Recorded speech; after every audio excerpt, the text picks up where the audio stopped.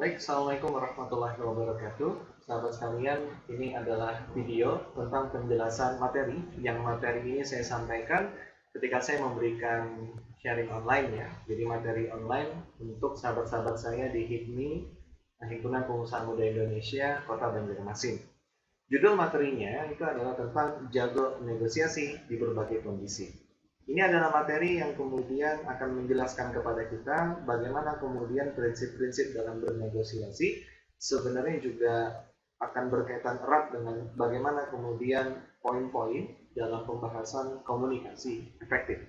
Nah, sebelum kemudian saya masuk kepada materi yang ingin saya bahas di presentasi ini, kalau misalnya kemudian muncul pertanyaan yang seperti ini, wow, apakah ada di antara Anda yang ingin mudah mempengaruhi orang lain sesuai dengan keinginan Anda? Atau siapa di antara Anda yang ketika melakukan negosiasi ingin menjadi mudah dan tentunya berakhir sesuai dengan keinginan Anda? Atau siapa di antara Anda yang ingin keduanya? Ya. Artinya bagaimana kemudian ketika Anda melakukan proses negosiasi, Anda bisa dengan mudah mempengaruhi orang lain dan juga kemudian ketika melakukan negosiasi, akhir dari negosiasi itu sesuai dengan keinginan Anda. Ya. Kalau kemudian Anda menjawab ya pada pertanyaan-pertanyaan yang tadi sudah saya sampaikan, maka materi ini memang untuk Anda. Ya. Jadi memang materi ini adalah materi yang akan membahas secara mendasar berdasarkan pengalaman yang saya miliki dan saya dapatkan tentang proses-proses dalam negosiasi. Lalu apa yang kemudian akan kita bahas? Setidaknya ada tiga. Jadi ada tiga poin yang akan kita bahas pada materi kali ini. Yang pertama adalah bagaimana kemudian mendapatkan dan menjaga kepercayaan orang lain. Dan yang kedua adalah bagaimana prinsip negosiasi yang berpengaruh. Dan yang ketiga, bagaimana memiliki pengaruh kuat dalam sebuah pembicaraan. Ya. Jadi saya akan mengusahakan bagaimana kemudian prinsip-prinsip yang saya sampaikan, kemudian strategi-strategi praktis yang kemudian akan kita bahas pada materi kali ini adalah hal-hal yang kemudian bersifat praktis. Artinya, saya harapkan materi-materi yang nanti saya sampaikan ini bisa diterapkan secara langsung. Ya, saya akan mencoba menyederhanakannya sesederhana mungkin dan harapannya ini bisa mempermudah saudara-saudara sekalian, sahabat-sahabat sekalian untuk kemudian menggunakannya atau mengeksekusinya. Baik, kalau begitu, mari kita masuk ke poin yang pertama pada materi ini, yakni mendapatkan dan menjaga tentunya kepercayaan orang lain. Trust, mendapatkan dan menjaga kepercayaan orang lain. Nah, teman-teman sekalian, jadi kalau kemudian kita bertemu dengan seseorang untuk pertama kali, kira-kira apa yang harus kita lakukan agar ia menjadi nyaman dengan kita, ngobrol dengan kita menjadi nyaman, nyaman berbicara dengan kita, dan lain sebagainya. Kalaupun kita sudah memiliki rekan bisnis dan konsumen kita, atau ya bisnis kita itu sudah memiliki konsumen yang tetap, atau kita sudah punya rekan bisnis yang seringkali kita berinteraksi dengan mereka. Nah, pertanyaannya adalah apa yang kemudian bisa kita lakukan untuk terus-menerus menjaga kepercayaan mereka? Ya, bagaimana kemudian mereka bisa terus-menerus percaya dengan kita? Nah, bagian pertama ini akan berbicara tentang kepercayaan. Ya, betapa pentingnya hal ini sekalipun di dalam bisnis dan khususnya pemasaran. Ya, kalau kita membahas ketika kita kemudian menawarkan sesuatu. Contoh seperti ini. Andai kan kita kemudian bertemu dengan dua orang. Orang A dan orang B. Keduanya, dua orang ini, sama-sama kemudian menawarkan sesuatu kepada kita. Orang A menawarkan sesuatu, orang B pun menawarkan sesuatu. Perbedaannya adalah secara pribadi kita lebih mengenal orang yang B. Taruhlah misalnya produk yang mereka sampaikan, produk yang mereka tawarkan itu sama. Baik A dan B sama-sama menawarkan produk Z misalnya. Ya. Hanya saja tadi seperti sudah saya sampaikan, orang B ya ternyata lebih dekat, lebih kita kenal. Kira-kira kalau Anda didatangi dengan dua orang yang seperti itu, kira-kira Anda akan membeli produk dari yang mana? Tentu logisnya, mungkin kita bisa bilang alamiahnya, kita akan membeli pada orang yang sudah kita kenal, yang kita sudah tahu orang ini dari mana, seperti apa, dan lain sebagainya. Betul? Iya. Inilah yang kemudian menjadi prinsip yang harus kita pahami. Kenapa kita mau membeli kepada orang yang kita sudah tahu tentang dia? Karena tentu there is a trust. Jadi di sana ada sebuah kepercayaan. kita sudah percaya kepada dia dan kita kemudian mau, ya, artinya berinteraksi dengan dia dan kita sudah tahu track recordnya seperti apa. Inilah kemudian yang perlu kita pahami dan perlu kita pastikan bahwa ada hal, yakni yang pertama yang ingin saya bahas adalah tentang kepercayaan, untuk membangun kepercayaan di orang-orang yang baru kita kenal, dan tentunya untuk menjaga kepercayaan dengan orang-orang yang mungkin sudah lama kita kenal. Pertanyaannya, bagaimana kemudian menjaga kepercayaan atau mendapatkan kepercayaan ketika kita bertemu dengan orang lain? Mungkin baru bertemu dengan orang lain. Oke, yang pertama, kita bahas yang pertama. Bersikap ramah dan terbuka, berbagi kisah. Pada akhir tahun 2014, saya pernah mengadakan sebuah kelas eksklusif. Yang kelas eksklusif ini hanya waktu itu dihadiri sekitar 6 orang, semuanya pebisnis, dan kemudian yang dibahas adalah tentang powerful public speaking for business, selling, and closing. Ketika itu ada satu sesi, jadi ada satu sesi ketika itu saya minta seluruh peserta itu untuk keluar, dan kemudian mereka harus menegur atau mereka itu harus berbicara dengan orang yang baru mereka kenal. Setelah itu kita berdiskusi, setelah mereka selesai berdiskusi dan kita bahas. Ya. Dari beberapa hal yang kemudian kita dapatkan, dari beberapa hal yang kemudian kita temukan dan kita diskusikan. Prinsip yang pertama, kalau kita ingin mendapatkan kepercayaan orang lain, itu adalah bersikap ramah dan terbuka. Pertama, tentang ramah. Ya. Jadi cara terbaik untuk mendapatkan kepercayaan orang lain ketika kita baru bertemu dengan mereka, ketika kita baru mengerti tentang mereka, ketika kita kemudian baru mungkin berbicara dengan mereka, berinteraksi dengan mereka, bahkan untuk yang pertama kalinya, maka bersikap ramah, tersenyum, ya, berikan kesan terbaik dengan pakaian yang kemudian kita kenakan, bau mulut kita yang fresh, kemudian harum wangi-wangian yang kemudian menyegarkan, dan lain sebagainya. Intinya adalah bagaimana kemudian ketika orang memandang kita untuk pertama kali, dia melihat bahwa kita ini adalah orang yang kemudian nyaman untuk paling tidak didekati. Ini yang kemudian dimaksud dengan bersikap ramah. Ya.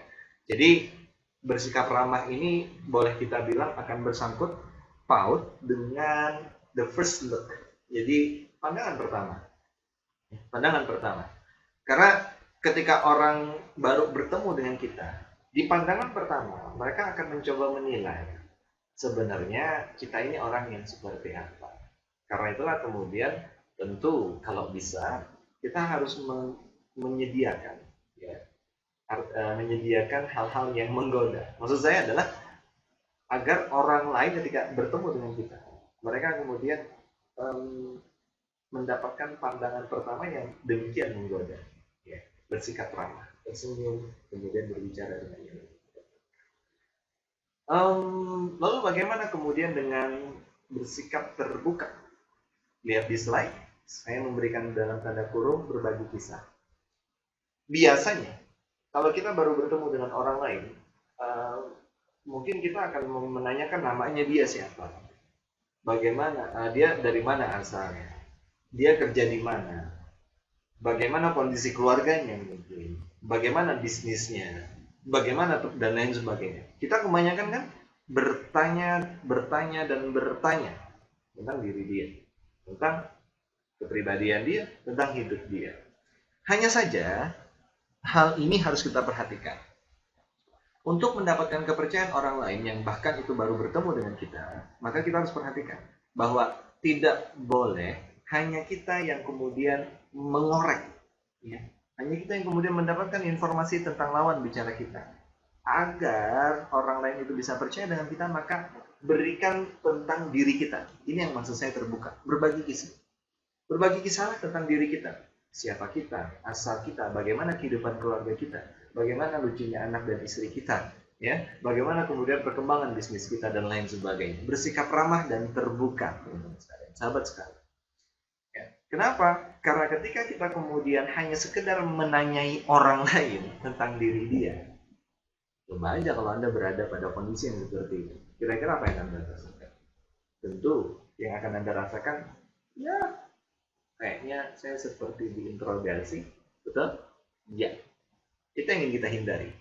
Ingat, kita tidak ingin membuat seseorang itu merasa dia sedang diinterogasi, tapi kita ingin membuat dia memberikan kepercayaannya kepada kita. Dan salah satu yang bisa kita lakukan, pertama adalah bersikap ramah dan terbuka. Khususnya di terbuka, berbagi kisahlah tentang diri kita.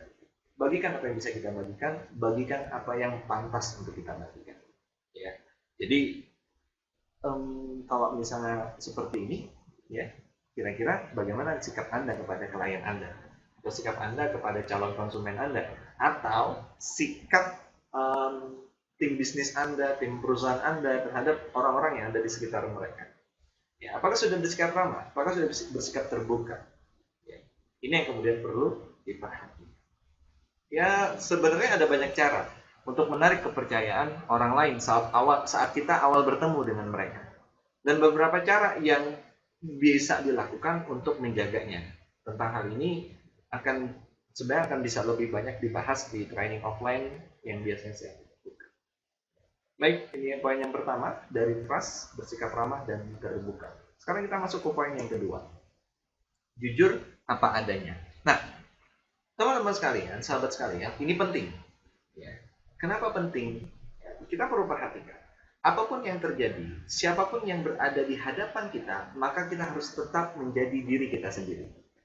Ya. Maksudnya seperti apa? Maksudnya seperti ini.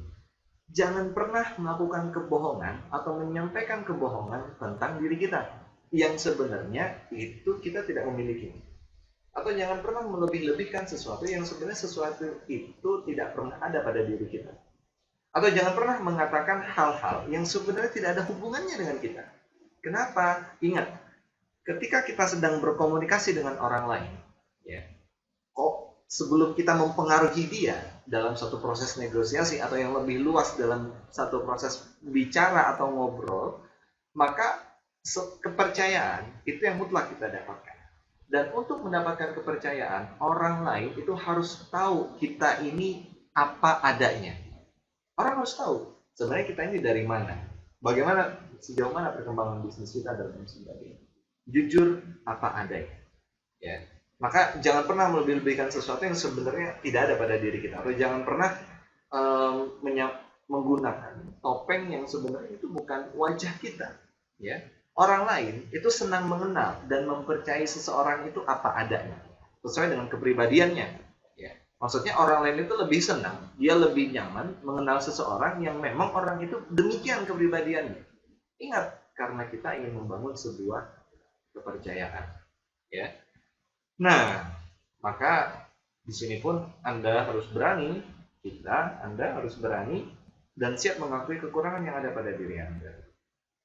Jujur apa adanya, teman-teman sekalian. Ini adalah prinsip yang kedua untuk membangun kepercayaan. Sekarang kita lanjut ke prinsip yang ketiga. Prinsip yang ketiga adalah ini. Dahulukan afinitas. Mungkin ada yang baru pertama dengar kata-kata afinitas, nggak ada masalah. Ya, akan saya jelaskan. Jadi afinitas ini, kalau saya deskripsikan, ini adalah kesamaan kepentingan. Maka dahulukan afinitas adalah dahulukan kesamaan kepentingan. Ya. Nah, jadi gini, kalau Anda ingin membuat seseorang percaya dengan Anda, ya, kalau Anda ingin membuat seseorang itu percaya dengan Anda, maka jangan dahulukan kepentingan Anda.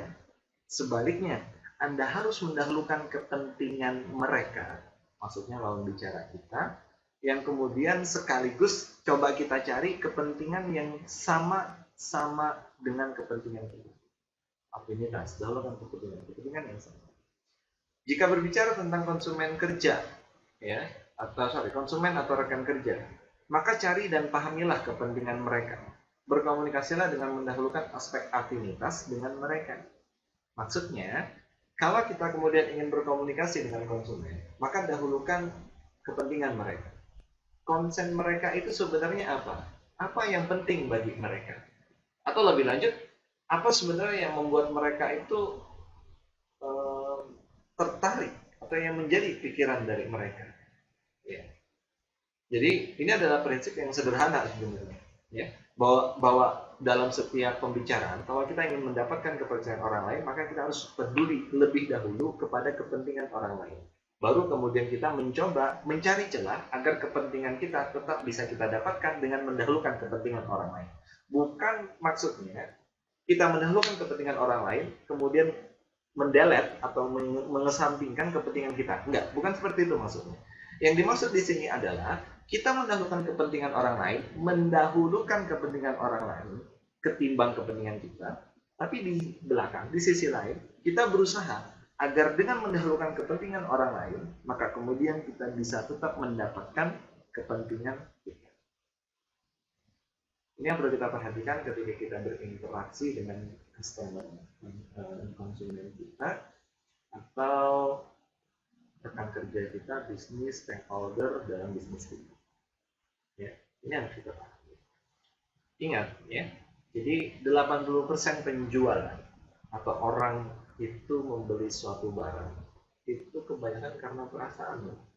Sedangkan hanya 20% yang kemudian karena logika. Contoh, kalau kemudian kita mau lihat bagaimana Apple. Jadi Apple kan sangat luar biasa. Dia adalah satu perusahaan yang sudah sustain dia. Dan Apple ini adalah perusahaan yang sangat luar biasa dalam mengkomunikasikan brandnya. Yang ada di dunia, berhasilnya dia. Kenapa saya katakan berhasil? Itu adalah seperti ini. Bahwa orang yang memakai Apple, HP-nya, walaupun merek Apple yang paling murah sekalipun, maka orang-orang akan menganggap apa coba? Orang yang punya Apple itu adalah orang yang kaya. Orang yang kemudian punya selera yang tinggi. Orang yang kemudian ya uangnya banyak. Orang yang kemudian tidak mau memakai barang-barang yang murah. Itu yang berbeda. Jadi Apple itu mendahulukan kemudian aktivitas kepentingan orang lain. Yang mana orang lain itu ingin tampil beda. Ingin diakui. Ingin dilabeli dengan label yang menurut dia senang. Seperti label dia itu adalah seseorang yang kemudian punya barang-barang yang bermerek, kaya, dan sebagainya. Apple mendahulukan mengkomunikasikan brandingnya, perusahaannya yang mendahulukan aktivitas itu, kepentingan itu. Dan pada saat yang bersamaan, kepentingan dia berkaitan dengan penjualan tetap tercapai. Ini yang kemudian saya maksud dengan mendahulukan aktivitas. Kita dahulukan kepentingan orang lain. Kita harus memahami kepentingan orang lain itu sebenarnya apa. Afinitas itu berkaitan erat dengan perasaan. Perhatikan dan pikirkan baik-baik. Kesamaan apa yang bisa dibangun antara konsumen Anda dengan Anda. Itu yang prinsip ketiga tentang trust. Kemudian yang terakhir, di prinsip yang kemudian terakhir, di bagian trust nomor keempat itu adalah utarakan sifat dan pikirannya mulia. Nah, sebenarnya poin ini adalah satu poin yang berangkat dari sebuah filosofi dan prinsip yang saya miliki secara pribadi dan saya belajar dari guru-guru saya, bahwa bisnis itu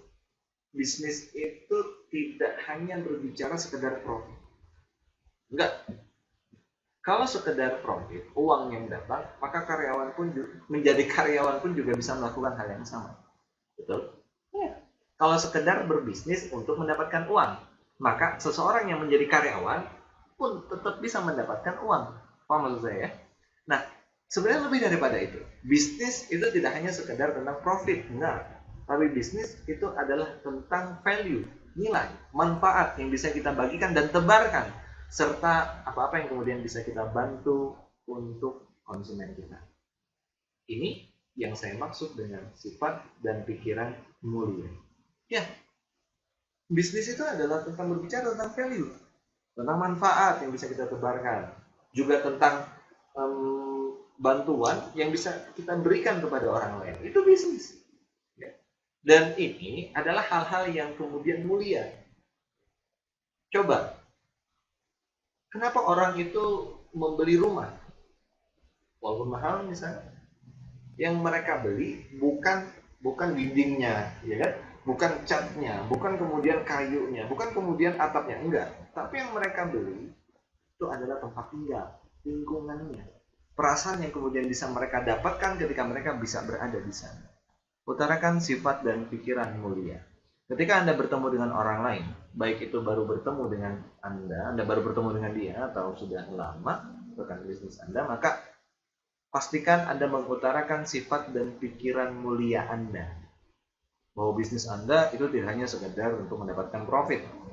Bahwa bisnis Anda itu adalah untuk membagikan value kepada banyak orang, menebarkan banyak manfaat kepada banyak orang, dan juga membantu menyelesaikan masalah banyak orang. Ini akan membuat kita lebih dipercaya oleh orang lain. Karena secara pribadi, tentu kita tidak suka dengan orang yang pikirannya itu hanya tentang profit, betul? Ya. Sama seperti orang lain juga seperti itu. Kalau Anda masih berpikir tentang profit, saya sarankan Anda merubah mindset Anda, karena itu berbahaya. Ya. Bisnis itu tidak hanya sekedar tentang profit. Bisnis yang gede, yang besar, profitnya besar, tapi ternyata dia menzalimi banyak orang, itu bukan bisnis. Itu kerja paksa. Itu harus dilakukan.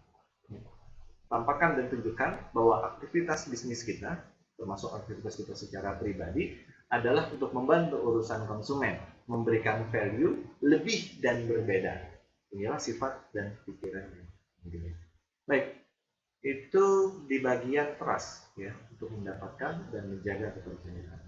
Ada 4, dan 4 ini bisa Anda, prinsip 4 ini bisa coba Anda aplikasikan. Ya. Baik, berikutnya adalah yang kedua, poin yang kedua, yakni tentang prinsip negosiasi yang berpengaruh. Nah, ada beberapa cara serta prinsip dasar yang harus dipahami agar proses negosiasi yang kita lakukan itu menjadi lancar, tentunya sesuai dengan keinginan kita, dan kemudian berakhir sesuai dengan yang kita inginkan. Ya. Pertama, yang ingin saya bahas, kembali lagi, pertahankan afinitas. Kalau Anda ingin menegosiasikan sesuatu, maka pastikan Anda mempertahankan pembahasan atau arah pembicaraan, yang pembahasan atau arah pembicaraan itu memperlihatkan bahwa Anda peduli dengan kepentingan orang lain. Ini penting. Kenapa? Karena kalau tidak seperti itu, maka orang lain merasa, ya ini ya tentara banget gitu kan ya, bahwa ini kayaknya orang ini punya keperluan dengan kita, kayaknya saya ini cuma dimanfaatkan, itu bahaya. Makanya pertahankan afinitas. Pertahankan afinitas ini bertujuan agar kemudian kita bisa membangun sebuah pembicaraan yang penuh dengan kepercayaan dan menjaga kepercayaan itu tentunya. Ya. Nah, sedari awal kita harus sudah menyadari afinitas apa yang ingin kita kemukakan ketika kita sedang bernegosiasi. Ya. Ketika kita sedang berbicara dengan orang lain. Hal ini untuk mendapatkan dan menjaga kepercayaannya.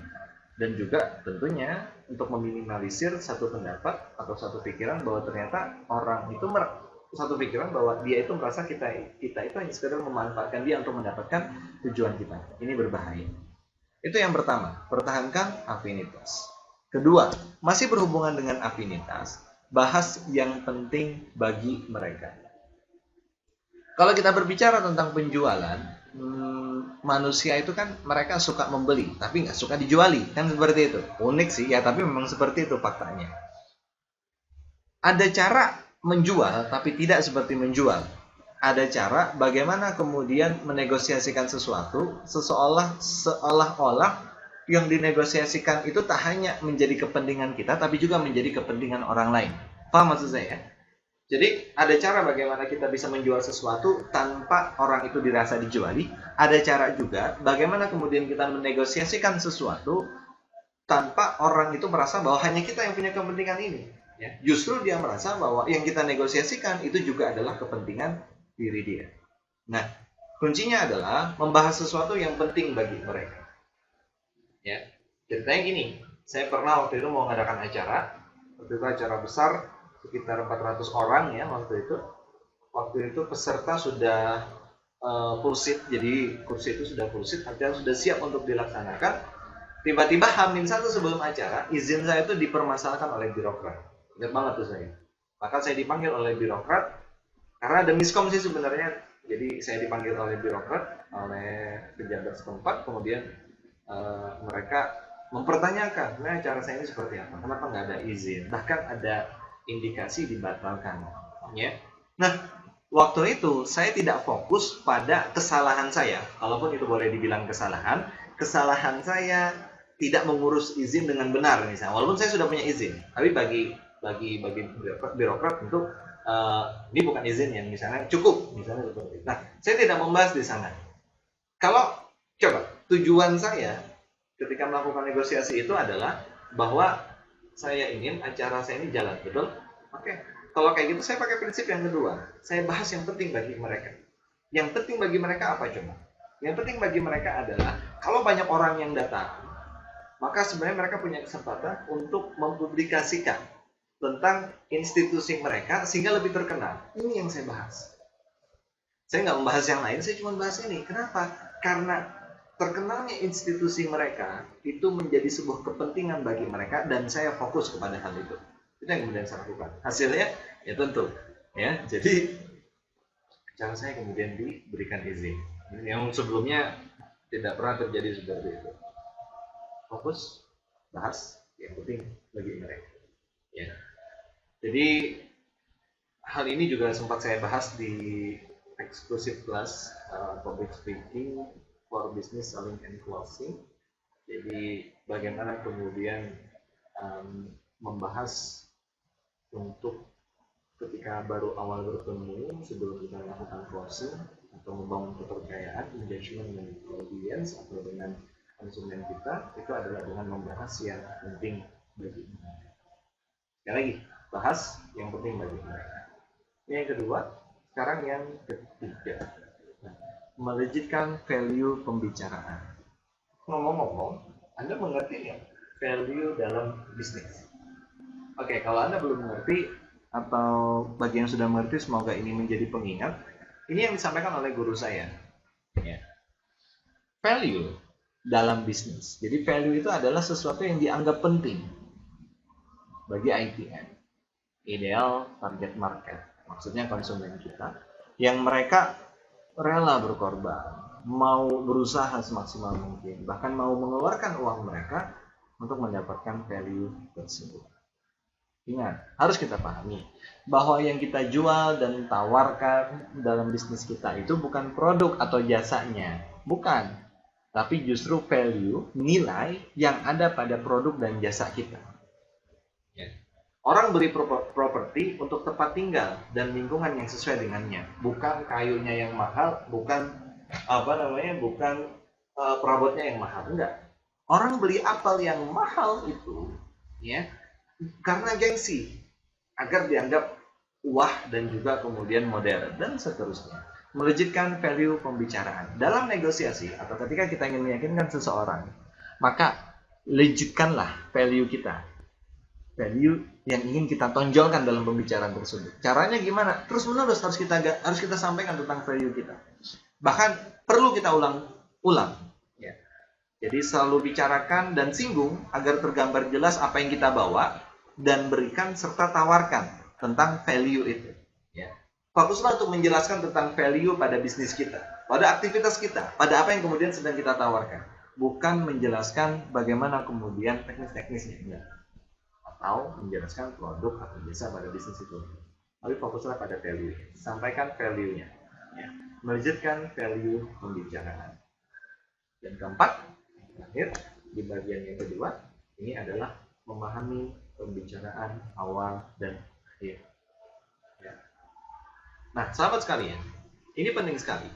Dalam sebuah negosiasi, kita harus memahami awal dan akhir dari negosiasi yang kita lakukan. Terutama akhir.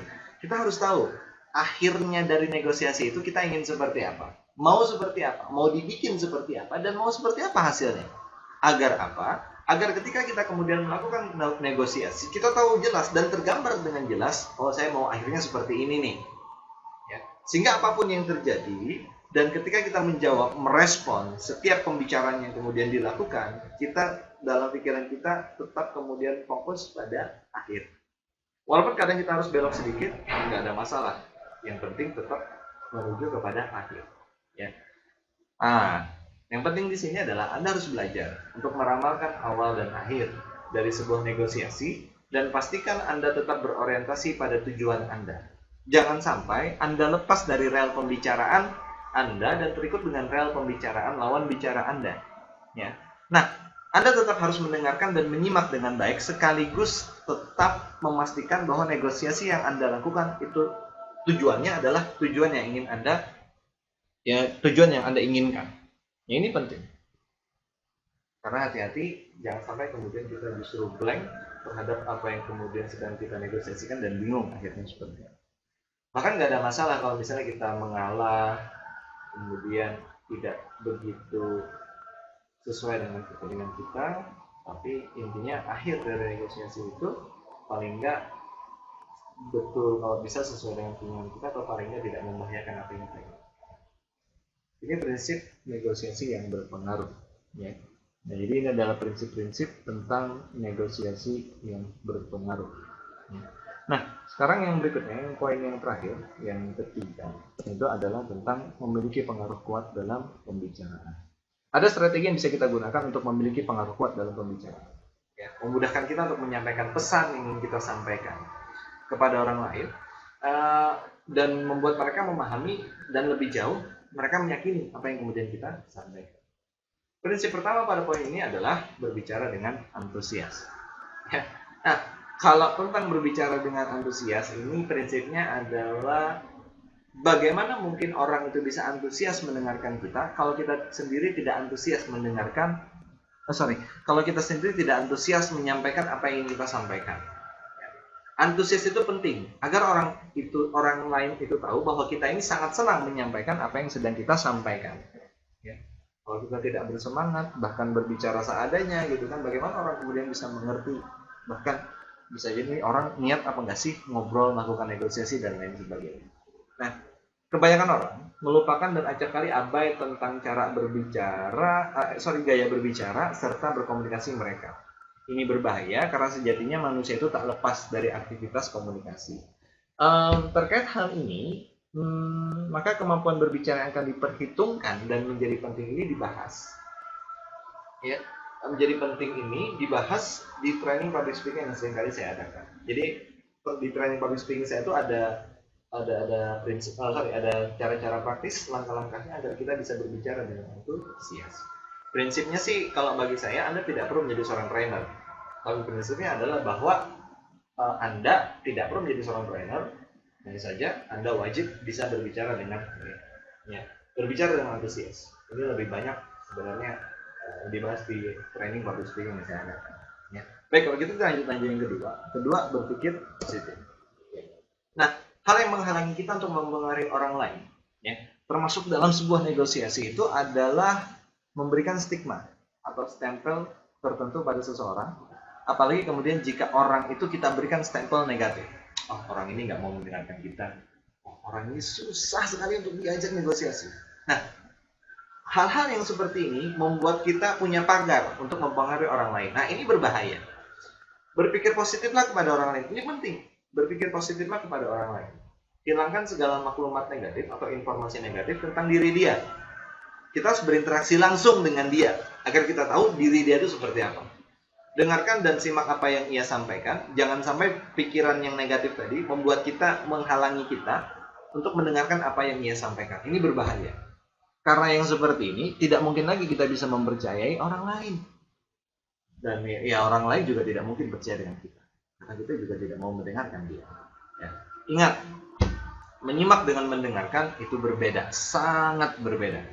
Simaklah apa yang disampaikan, pahami bahasa verbal, bahasa non-verbalnya. Ya. Jadi kalau kita berkomunikasi dengan seseorang, yang sebenarnya sedang dia coba komunikasikan, itu tidak hanya bahasa verbal, kata-kata yang keluar, tapi juga bahasa non-verbal, wajah, gerakan tangan, mimik dia, dan lain sebagainya. Maka simak itu, menyimak itu adalah dengan memahami atau menyerap, yang mendengarkan dua info ini, bahasa verbal dan non-verbal.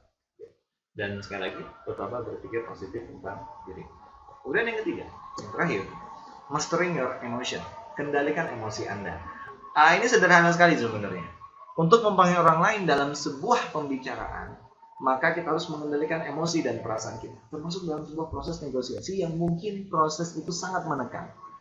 Maka ketika dalam hal seperti ini kita harus bisa mencari cara bagaimana kemudian mengontrol emosi kita. Jangan sampai emosi menguasai diri kita, sampai ke otak kita, dan apa-apa yang kemudian kita sampaikan itu ternyata tidak sesuai dengan strategi kita, bahkan rencana kita. Ini berbahaya. Anda pasti tidak akan bisa melakukan negosiasi dengan baik. Karena apa? Orang yang emosi itu dia tidak akan bisa berpikir dengan jernih. Ya namanya juga orang sedang emosi kan. Pikiran dan apa yang ia bicarakan seringkali nggak waras dan ujungnya akan disesali. Nah, kendalikan emosi terhadap apapun yang sedang dibicarakan dan disampaikan lawan bicara kita. Hal ini menjaga kita untuk tetap berpikir sehat dan menyampaikan apa yang harus kita sampaikan dengan baik. Jangan sampai emosi mempengaruhi diri kita, kemudian kita menyampaikan sesuatu yang ternyata sesuatu itu kita sesali di kemudian harinya. Ingat, penyesalan itu selalu datang belakangan.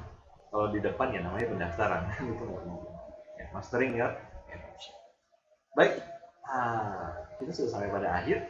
Jadi inilah yang kemudian bisa saya sampaikan tentang jago negosiasi di berbagai kondisi. Ya, saya harapkan materi yang sederhana ini bisa memberikan banyak manfaat bagi Anda dan juga mempunyai banyak keberkahan. Semoga ini bisa Anda gunakan dalam berbagai macam aspek kehidupan Anda, entah itu di bisnis atau kemudian di kehidupan pribadi Anda, karena saya yakin ini adalah sesuatu yang kemudian sebenarnya pembahasannya luas. Ya. Kalau kemudian Anda ingin belajar lebih jauh, kita bisa mengagendakan baik itu private atau in-house bagi Anda dan tim Anda. Yang nanti saya akan lebih banyak berbagi sebenarnya tentang bagaimana pengalaman saya di public speaking dan dalam hal berkomunikasi, dan tentunya materi menyesuaikan dengan keperluan Anda. Ya. Nah, silakan kunjungi website saya dan tim di komunikasiefektif.com. Di sana ada juga blog.komunikasiefektif.com. Di sana Anda bisa membaca berbagai macam artikel yang sudah saya siapkan untuk kemudian menjadi bahan belajar dan berbagi untuk Anda semua.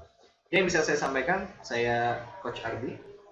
Mohon maaf kalau misalnya banyak kesalahan atau kekurangan. Semoga kita bisa bertemu lagi di materi yang berikutnya. Insya Allah mohon doanya semoga video-video yang seperti ini semakin sering ya saya buat sehingga bisa menjadi bahan pembelajaran bagi Anda. Terima kasih, semoga berkah dan bermanfaat. Jangan lupa berlatih terus, latihan terus, belajar terus, belajar terus. Karena hanya orang yang bodoh yang dia berhenti belajar. Karena saya sendiri pun masih belajar dan saya bukanlah orang yang paling hebat. Saya hanya membagikan pengalaman yang saya dapatkan dan semoga itu bisa menjadi manfaat dan bisa membantu menyelesaikan masalah orang lain. Terima kasih. Assalamualaikum warahmatullahi wabarakatuh.